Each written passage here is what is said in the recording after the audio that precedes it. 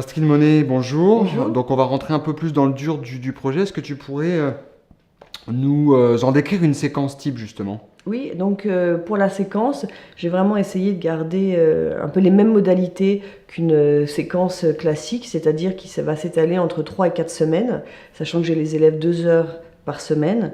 Donc voilà, c'est ça, sur un mois environ. Dans un premier temps, il y a eu un travail de recherche sur la période donnée. Donc là où les élèves sont assis, ont chacun leur tablette et travaillent un travail collaboratif avec le Padlet. Où là, ils font vraiment des recherches. Moi, sur mon mur de Padlet, j'ai créé plusieurs critères et ils vont donc faire d'abord, dans un premier temps, des recherches qu'ils vont mettre sur ce Padlet. Ils sont répartis par groupe.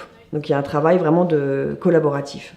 Puis, il va y avoir un travail vraiment autour de l'image, donc d'assimiler, c'est ce que j'avais expliqué, de voir si les élèves ont compris ces différentes techniques de l'image, où là, ils vont, ce qui est très nouveau, avoir le droit de prendre les Padlets et d'aller dans l'enceinte de l'établissement. Donc ça, c'est vraiment nouveau pour eux, donc je leur fais aussi confiance. Et ils vont aller se prendre en photo, faire différentes photos, qu'ils vont ensuite retourner en classe, mettre sur le Padlet et qu'on va analyser ensemble. Puis il y a une dernière phase qui va être donc à plusieurs, l'écriture donc d'un scénario pour un film de propagande. Donc ils vont être en groupe, ils vont travailler, réfléchir sur un scénario et ensuite, pendant l'heure de classe, ils vont choisir l'endroit dans l'école où ils vont et ils vont tourner leur film. Ok. Et toi, comment tu prépares ce projet? Alors au début, j'ai vraiment eu l'impression de travailler un peu, la première fois que je l'ai mis en place, de faire un peu en 3 dimensions. C'était complètement nouveau, parce que mon travail consiste à chercher des textes, trouver des textes, des documents ou écrits ou iconographiques, de les didactiser, de leur proposer. Et là, il fallait que je réfléchisse déjà un peu en forme de classe inversée. C'est eux, dans un premier temps, qui vont faire des recherches.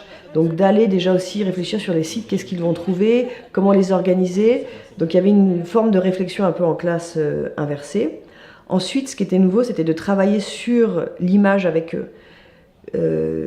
Donc de les former à des choses qui sont peut-être moins classiques, que l'on a moins directement dans un livre d'histoire géo ou d'allemand, sur vraiment l'outil numérique et l'image. Donc ça a été pour moi un autre travail de recherche aussi à faire.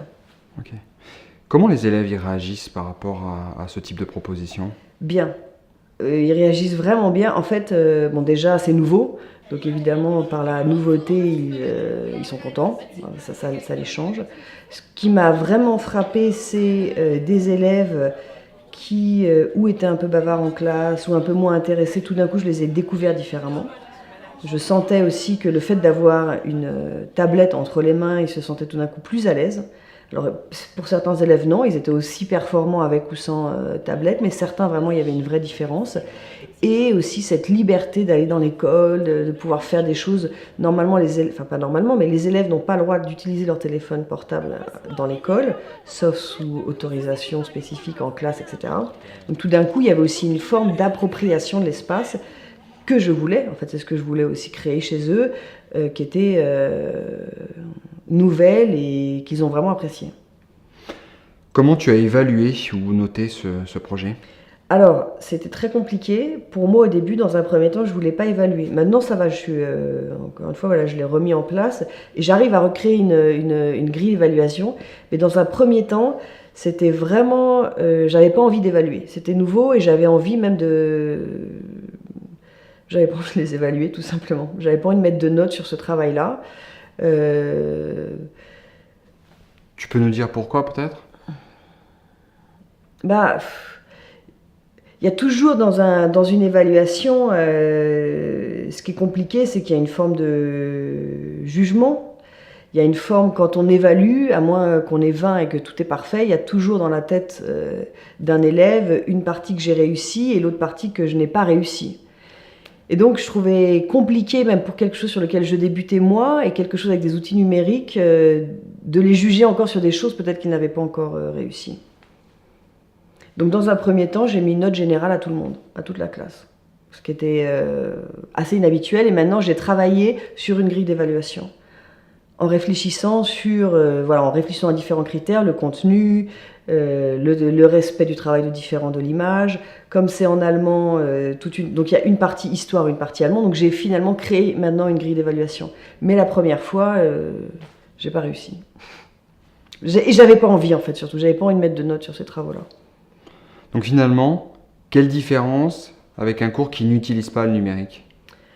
Elle est assez importante. Déjà, de toute façon, cette séquence-là, elle ne pourrait quasiment pas être possible sans le numérique. En fait, c'est vraiment une séquence où le but, c'est de travailler sur l'image et surtout de comprendre une période de l'histoire grâce à l'image.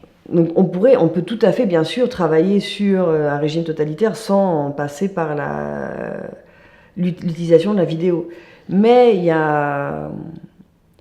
En fait, ce qui était très intéressant, c'est que dans les vidéos, ils ont ensuite ils se sont orientés vers la publicité. Donc ça a ouvert ensuite un autre champ de discussion sur la publicité, le marketing, la société contemporaine. Donc ça les a ouverts vers d'autres horizons. Peut-être sans le numérique, ils n'auraient pas eu cette ouverture-là. Ça.